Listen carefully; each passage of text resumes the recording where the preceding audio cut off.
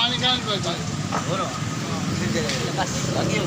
जग पर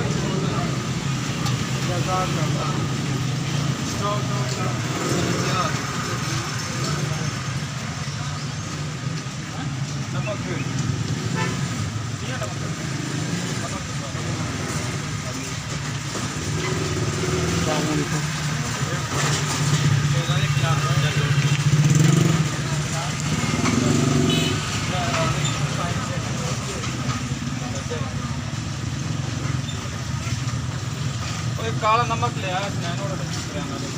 काला नमक आया